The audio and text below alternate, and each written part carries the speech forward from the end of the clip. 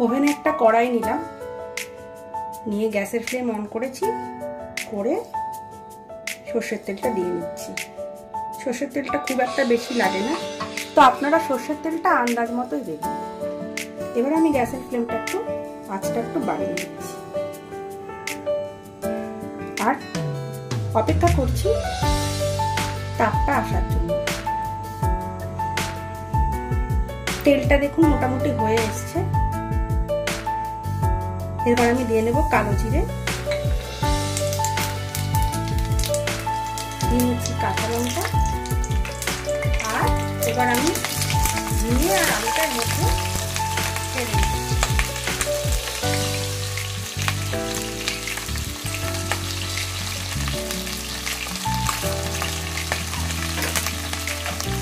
সামান্য নাড়াচাড়া করে নেব। আঁচটা আমি একদম কম রেখেছি।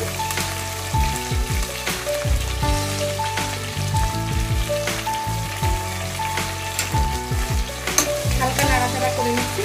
এখানে কোনো খুব একটা ভাজার ব্যাপার নেই, তাই সামান্য আঁচ নাড়াচাড়া করার পরে আমি এতে দিয়ে নিচ্ছি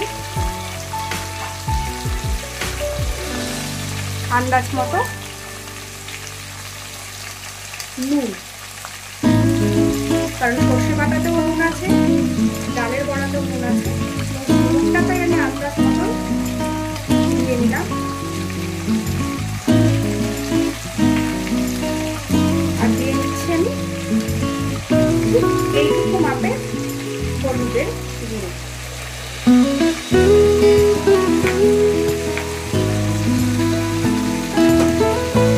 আবারও আমি হালকা নাড়াচাড়া করে নেব।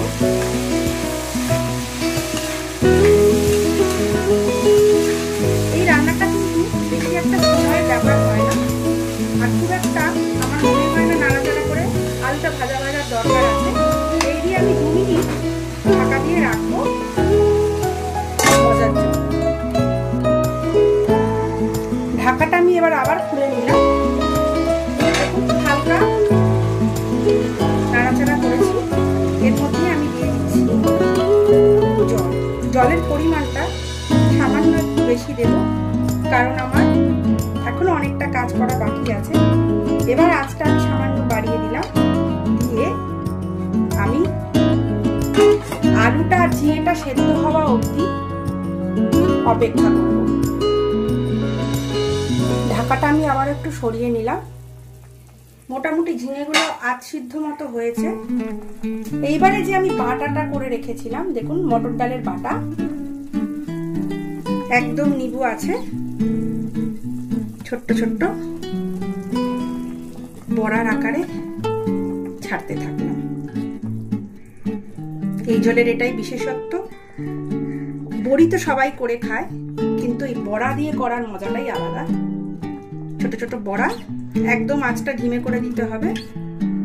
আর এইভাবে পুরো আমার ঝোলে বড়াটা আমি ছাড়তে থাকছি। চারিদিকে একটু ছড়িয়ে ছড়িয়ে ছাড়বে, কারণ একটার গায়ে একটা যেন লেগে না যায়।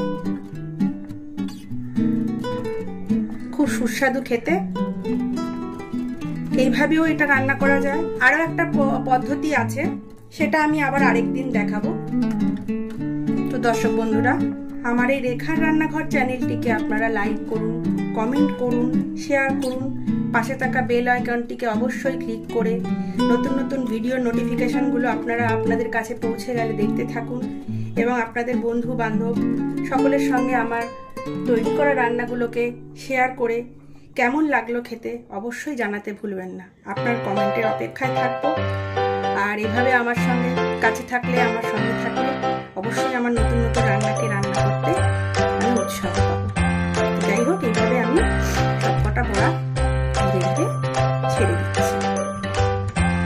এই সময় আঁচটা একদম আমি বাড়াবো না, এইভাবে সবকটা বড়া চারপাশে দিয়ে নেব।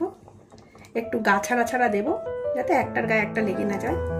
একই সঙ্গে মটর ডালের বড়াগুলো বয়েল হয়ে যাবে, এবং আমার ঝিঙে আলুটাও সেদ্ধ হয়ে যাবে, আর একটা সুন্দর গন্ধের মেলবন্ধন হবে মটর ডালের ভেতরে আর রান্নার ভেতরে। এগুলো দিয়ে নিয়েছি, দেখুন বড়াগুলো আমি এবারে দিয়ে নিয়েছি। এবারে আমি 2 মিনিটের জন্য ঢাকা দিয়ে রাখবো, আর নিভু আছে বড়াগুলো হওয়ার জন্য ওয়েট করব। তো আমি 2 থেকে 3 মিনিটের জন্য ঢাকা দিয়ে রাখছি, যাতে বড়াগুলো ওই জলের মধ্যেই বয়েল হতে থাকে। আবারও আমি ঢাকনাটা খুলে দেখে নিচ্ছি। এবার আমি দিয়ে নিচ্ছি,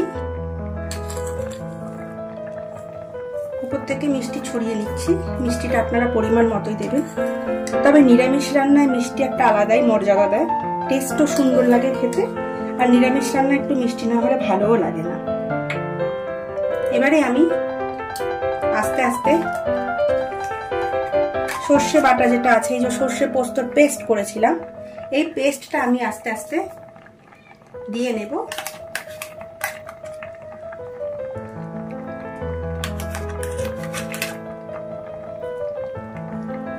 খুব সাবধানে দিতে হবে, সঙ্গে একটু জল দিয়ে নিচ্ছি।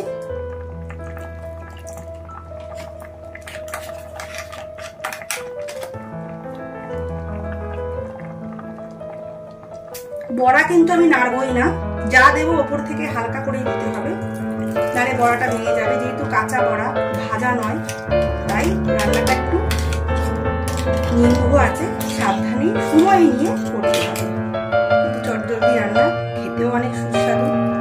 নিরামিষ দিনের রান্না, যে কোনো স্পেশাল রান্নার মধ্যে লস্ট অ্যান্ড রেয়ার বলতে পারেন, এটা একদম হারিয়ে যাওয়া আর এবং খুব ইউনিক একটা রেসিপি। তো একটু সময় নিয়ে রান্না করবেন প্লিজ আপনারা, এটা একটু ধৈর্যের ব্যাপার। আর রান্না একটা শিল্প, আশা করি আমরা সবাই রাঁধুনিরা নিজের নিজের ঘরে এক একজন দক্ষ শিল্পী, প্রত্যেকের কাছে কিছু না কিছু রান্নার রেসিপি থাকেই। তো পারলে চেষ্টা করবেন শেয়ার করতে, চেষ্টা করবো সেই রান্নাটা করে দেখাতে। এবারে আমি এটা হালকা করে একটুখানি পাতলা করে গুলে নিচ্ছি, খুব একটা নাড়বো না।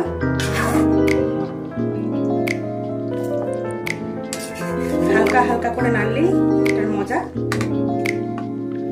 বড়াগুলো দেখুন মোটামুটি বাইন্ডিং হয়ে আসবে, দেখুন বড়াগুলোকে আস্তে আস্তে একটু বাইন্ডিং হয়ে আসছে। আর এভাবে দিতে থাকবে, দরকারে একটু অবশ্যই জল দিয়ে নেবেন, অসুবিধা নেই, কারণ আমাদের জলেরও দরকার। আর এটা একটু মাখা মাখা হবে, উপর থেকে আমি একটু সামান্য জল দিয়ে দিলাম, যাতে ভালো মতো এটা সেদ্ধ হয়। তার জন্য একদম ধিমে আছে এবার আমি সময় নিয়ে করতে থাকবো। এভাবে কিছুক্ষণ রান্নাটা হবে, যাতে আমার বড়াগুলো সেদ্ধ হয়ে যায়। তার জন্য এই রান্নার বড়াটা তো হয়েই যাবে, আর এই রান্নার আলুটা ঝিঙেটা সেদ্ধ হয়ে যাওয়াটাই বিশেষ। আর এভাবে চলতে থাকবে। আমি চিনিটা আগেই অ্যাড করেছি, আপনাদের দেখিয়ে দিলাম। এবারে আমি আরেকটু সামান্য জল দিচ্ছি, আর আজ আমি একদম বাড়াবো না। এইভাবেই আমি কিছুক্ষণ আরো 10 মিনিটের মতো একদম ফুলে যাবো, দিয়ে রাখবো। আর এবার আমি ঢাকাটা দিয়ে দিচ্ছি, কিন্তু আজ আমার নিভুই থাকবে। বাকি যে কাঁচা সবজিটা আছে আমি উপর থেকে ছড়িয়ে দিচ্ছি, এটা অপশনাল, এটা দিতেও পারে বা নাও দিতে পারে। আবার আমি ঢাকাটা, আমার ঝিঙে বড়ার ঝোল রেডি। আগেই বলেছিলাম 10 মিনিট হয়ে গেলে আলু আর ঝিঙে সেদ্ধ করে রান্নাটা তৈরি।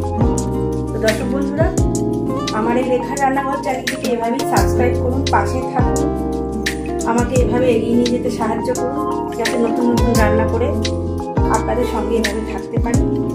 আমার সকল দর্শক বন্ধুদেরকে জানাই আমার অসংখ্য ভালোবাসা ও ধন্যবাদ, এভাবে পাশে থেকে আমার চ্যানেলটিকে এগিয়ে নিয়ে যেতে সাহায্য করার জন্য এবং আমার সঙ্গে এভাবে থাকার জন্য। আমার প্রতিটি রান্না আপনারা মনোযোগ সহকারে সময় নিয়ে দেখার জন্য আপনাদেরকে অশেষ ধন্যবাদ। Thank you. আপনারা সবাই ভালো থাকুন।